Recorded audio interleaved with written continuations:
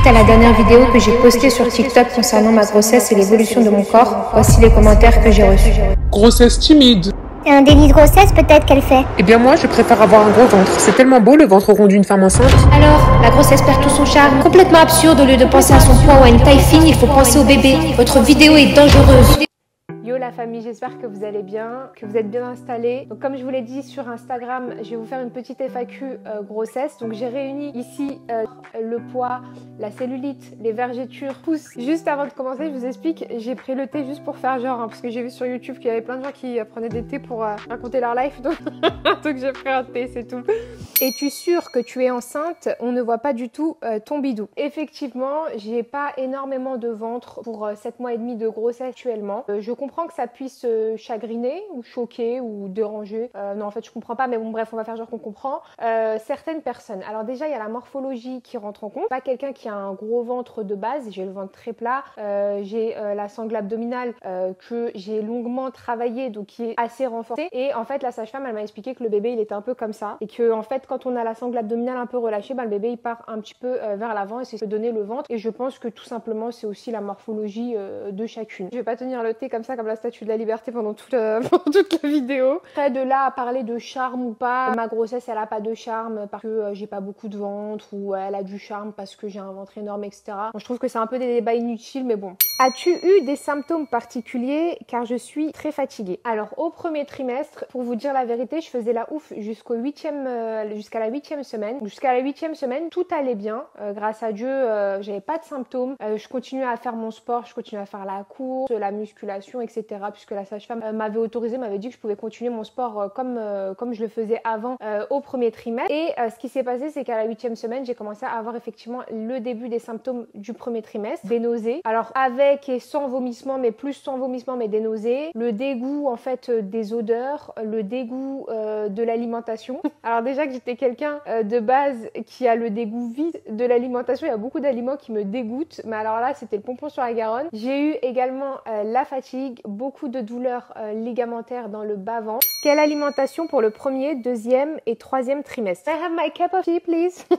C'est une ouf, Afida Turner. Je sais pas si vous avez vu la vidéo, moi ça m'a tué. Can I have my cup of tea, please? Pour le premier trimestre, beaucoup d'aliments frais, beaucoup d'aliments sans odeur, donc les pâtes, le riz, pas de sauce, pas de choses affriolantes sur le plat, pas de choses qui pouvaient te donner envie de vomir. Si vous êtes enceinte et que vous avez du mal à vous alimenter, je vous recommande de manger en fractionné, de faire des collations, des petites quantités. Je bois pas en même temps que je mange parce que je me sens vite remplie. Du coup, ça me donne vite envie de vomir. Je me fends pas la poire quoi à cuisiner, donc on n'est pas non plus sur des trucs affriolants. Quels sont les sports à éviter pendant la grossesse? Dans les sports interdits pendant la grossesse, il y a la plongée. Ça, c'est fortement interdit. Donc tout ce qui va couper votre respiration, ça c'est à Foguette.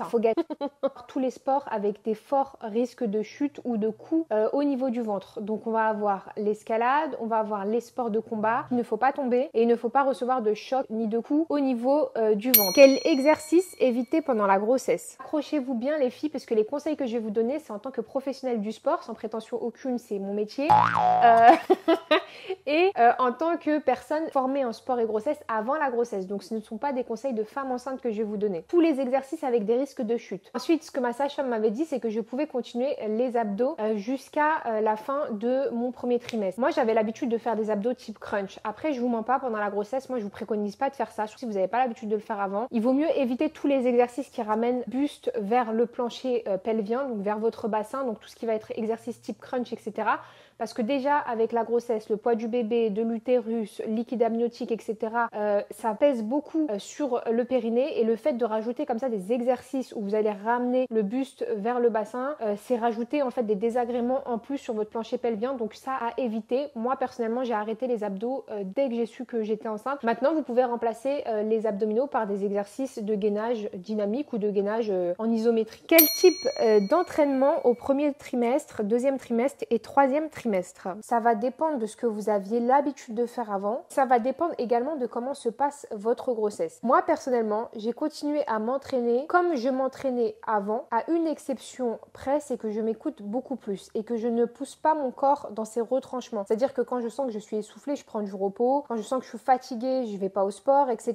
Donc, je m'écoute beaucoup plus. Donc, le meilleur conseil que je puisse vous donner sur les entraînements pendant la grossesse, c'est de vous vous écouter. Si tu es une femme débutante qui n'a jamais fait de sport auparavant, la grossesse c'est un bon moment pour débuter une activité physique. Quand je parle d'activité physique pour une femme débutante, je parle d'activité physique dans le sens bouger son corps. Une activité physique, c'est pas forcément mettre du poids, courir, sauter partout. Ça va être par exemple d'aller marcher pendant 30 minutes, 45 minutes, 30 minutes minimum par jour ou 3 fois par semaine pour commencer. Ça va être faire des petits exercices à la maison, au sol, sans poids, du stretching, des étirements, des choses vraiment douces mais qui vont vous permettre de garder votre corps en bonne santé. Et ça, c'est très important. Si tu es une femme sportive et que tu as l'habitude de t'entraîner, tu vas devoir adapter tes entraînements d'avant à ta grossesse. On met pas 120 kg sur sa barre de squat.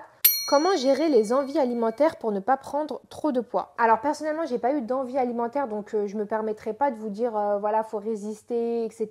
Déjà, dans son placard, on évite d'avoir des choses sur lesquelles on peut craquer facilement. Parce que quand on est enceinte, on passe quand même beaucoup de temps à la maison, etc. en règle générale. Après, ça dépend pour qui. Et du coup, si on a accès dans le placard à des choses qui nous donnent envie, etc., il y a de fortes chances qu'on va se goinfrer, tout dégommer.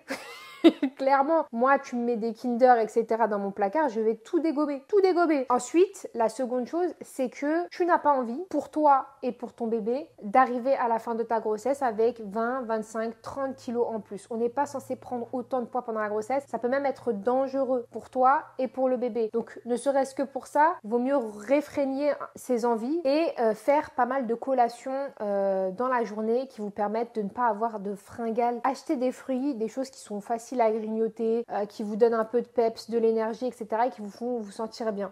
As-tu des solutions pour les vergetures et la cellulite? Pour les vergetures, vu que je ne suis pas arrivée encore à la fin de ma grossesse, je ne sais pas si les solutions que j'ai fonctionnent. En tout cas, ce que j'ai fait depuis le début de ma grossesse, c'est que j'ai mis la crème B-Oil. Ceci n'est pas un partenariat. J'ai mis la crème B-Oil parce que tout simplement, c'était celle qui était le mieux notée sur Amazon. Donc en fait, je crois que l'objectif, c'est surtout de graisser son ventre, de mettre des choses qui sont assez grasses sur le ventre pour permettre à la peau de s'étirer. Ça, c'est dans l'idée. Maintenant, dans la réalité des choses, ça va dépendre de si vous avez tendance à avoir une peau qui est élastique ou pas. Donc plus la peau va être à tendance élastique et moins on va avoir de vergetures, et plus la peau malheureusement elle n'est pas très élastique et plus on va avoir des vergetures. Autre chose, le fait de limiter aussi sa prise de poids ou des prises de poids trop rapides pendant la grossesse, puisque normalement c'est 1 kg par mois ou 2 kg par mois, ça dépend de votre IMC. Le fait de limiter ça, ça va éviter d'avoir aussi cet effet de le ventre il sort d'un coup et tout craque et en fait la peau elle s'étire d'un coup. Donc vraiment faire attention à son alimentation, garder une activité physique pour être bien oxygéné, bien faire circuler le sang, etc. et graisser son ventre. Pour la cellulite, j'ai une petite routine qui m'a été conseillée par une amie qui est aussi coach. Du coup, en fait, je prends une petite brosse de chez Nocibé avec l'huile de vergeture, où là, j'en ai acheté une spéciale cellulite, mais ça ne marche absolument pas les crèmes anti-cellulite, donc vous pouvez prendre n'importe quelle crème ou n'importe quelle chose grasse. Je frotte en mouvement circulaire sur tout mon corps. Alors, ça marche vraiment bien. C'est pas miraculeux. Si tu as déjà de la cellulite, etc., ça va peut-être un peu voilà, lisser la peau, etc., mais c'est pas un truc de ouf non plus. Après, on n'est pas tous égaux face à la cellulite. Ça ne veut rien dire, hein, l'alimentation, etc. Bon, bien sûr qu'il faut bien manger, etc. Mais après, voilà, si génétiquement t'es quelqu'un qui a beaucoup de cellulite, c'est pas une question de surpoids, c'est pas une question de mal manger, c'est pas une question de pas mettre de crème, etc. C'est vraiment génétique, et là, on peut que garder nos yeux pour pleurer, quoi.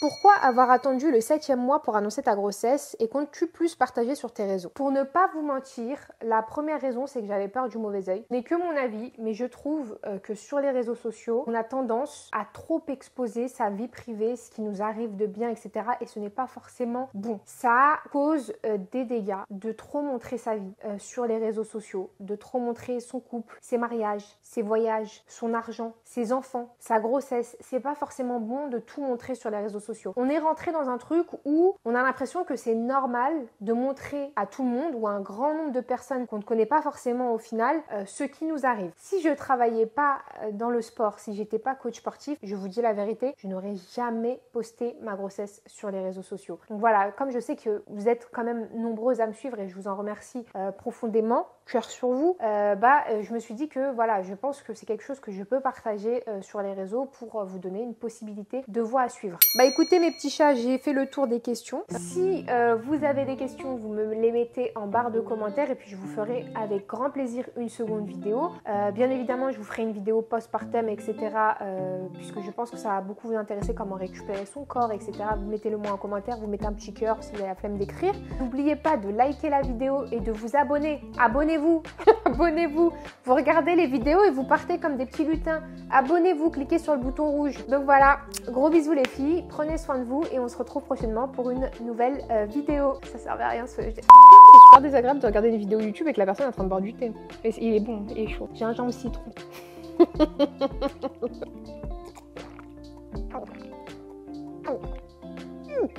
Comment ils sont stressants les gens qui boivent comme ça.